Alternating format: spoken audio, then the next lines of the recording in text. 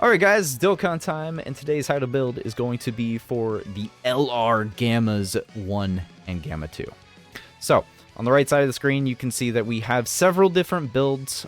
We have two duped builds, two variations, and then we have a 55% build as well. The 55% build, I would honestly just suggest you go full dodge. Gammas are, in my opinion, considered a support unit. I treat them as support primarily first and foremost. So if you have only a 55% copy, there's nothing wrong with just giving them straight up dodge. Or even a defense orb. A defense equip like 500k, or not 500k, 500 or 600 defense would go far with them. And their other two builds are either focusing on dodge or focusing on additional. But anyways, so let's just kind of go into their kit here. We have three different versions of Gammas to go over. We have three different versions of Gammas. Their leaders are as follows. You got Beast Gohan, Gogeta, Piccolo, the other Gamma 1 and 2. Let's see here. 8th anniversary GT Bomb duo. In my personal opinion, their best leader is, of course, themselves. They lead each other the best. And then, of course, Beast Gohan, Gogeta. Gammas are a general good support unit. They're just like, that's exactly what they do. They support the team, and that's just what they need to do. So they are a superhero 200% leader. They are a carnival unit, so they only have one leader skill at 200%. 12 key is raise attack and defense. 18 key is greatly raise attack and defense. And then we'll get into the passive here. Key plus 3 attack and defense 125, plus an additional key plus 3 attack and defense 125 when HP is 30% or more specifically. Superheroes, join forces, or defenders of justice category allies, key plus 3 and attack and defense plus 50%. Chance of performing critical hit plus 30%, and launches an additional super attack up to 2 times. 2 additional supers within a turn per intelligence key sphere obtained. So that means as long as you get 2 intelligence key spheres, you will have a 30% chance to crit, and you will have a 60 you'll have 2 additional supers popping out. But you have to have 2 intelligence key spheres.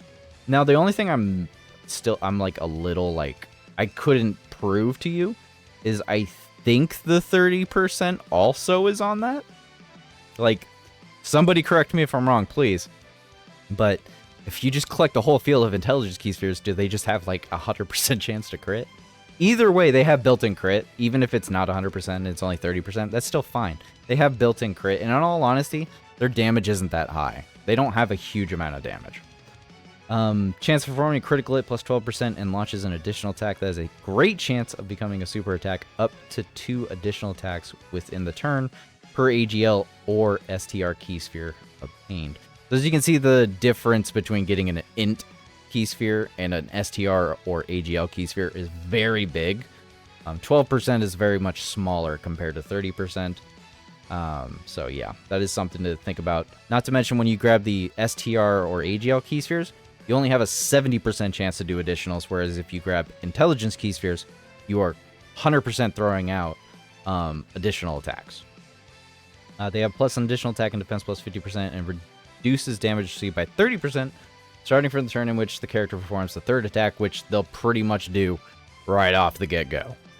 They will pretty much triple super turn 1 and have that 30% damage reduction right away. They do have a standby. Standby is for 4 turns, during which the charge count increases by 1 per attack performed by allies. So that means just normals count towards this counter. It doesn't have to be a super attack. It's as long as it's just a normal attack popping out, it increases on the counter.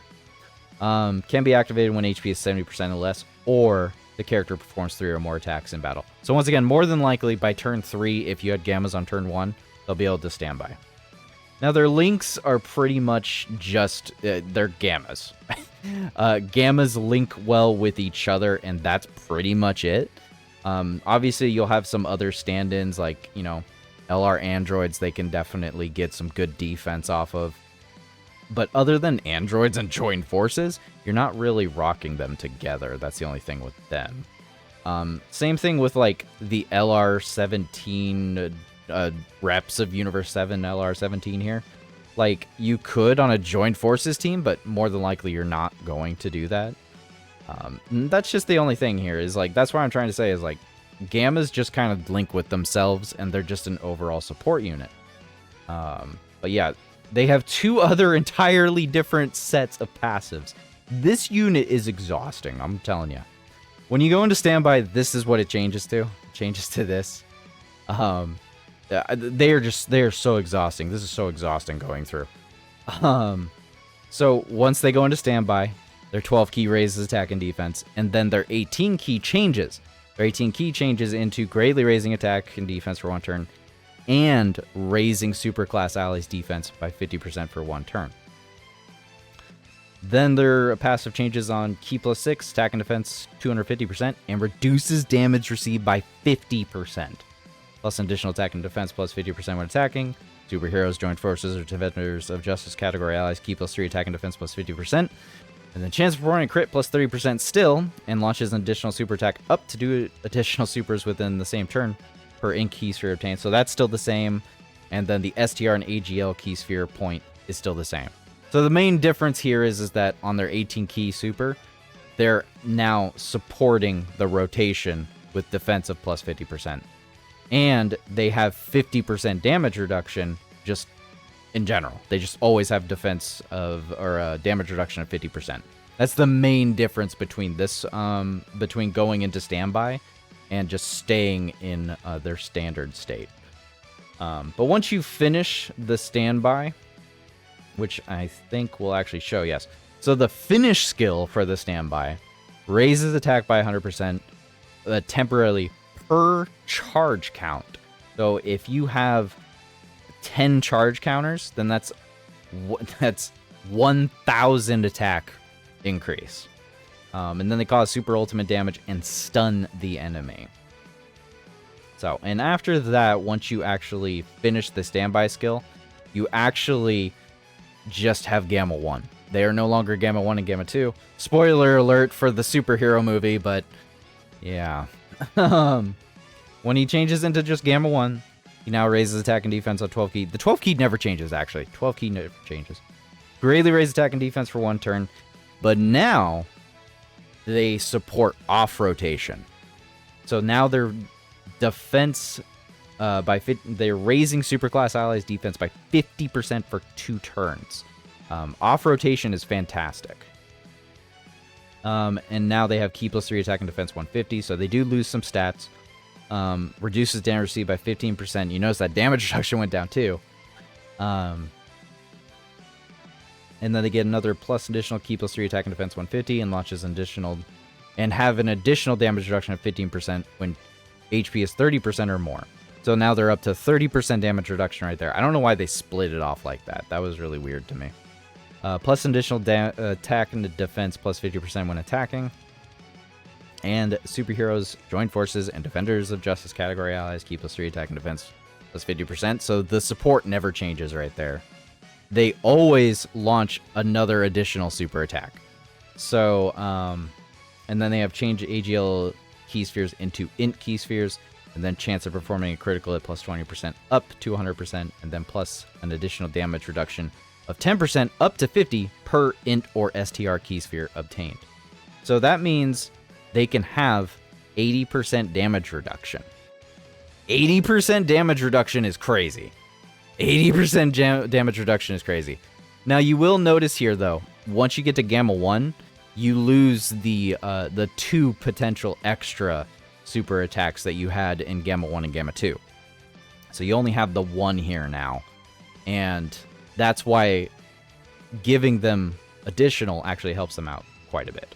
So, let's go ahead and go look at their defense numbers. Compliments of Halvard. Appreciate you, Halvard. Very clutch.